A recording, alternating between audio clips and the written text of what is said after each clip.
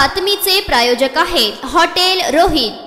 देशातील लोकसभा निवडणुकीच्या 7 टप्प्यांपैकी 3 टप्प्यांचे मतदान पूर्ण झाले आहे। दरम्यान मध्य प्रदेशच्या रतलाम लोकसभा मतदारसंघातील काँग्रेसचे उमेदवार कांतीलाल भुरिया यांनी एका प्रचार सभेत केलेल्या घोषणांमुळे मोठा वाद निर्माण झालाय। भुरिया येथे म्हणाले, लोकसभा निवडणुकीत काँग्रेसने न्यायपत्रात महालक्ष्मी योजनेचा उल्लेख केलाय। या अंतर्गत आमचे सरकार आले तर गरीब कुटुंबातील महिलांना आम्ही दरवर्षी 1 लाख रुपये देणार आहोत। त्याचबरोबर ज्या व्यक्तींच्या 2 बायका असतील त्यांना 2 लाख रुपये मिळतील। भुरिया यांच्या या वक्तव्यानं मोठा वाद निर्माण झालाय। भुरिया यांनी हे वक्तव्य केलं तेव्हा मंचावर दिग्विजय सिंह आणि मध्य प्रदेश काँग्रेसचे प्रदेशाध्यक्ष जितू पटवारी देखील उपस्थित होते।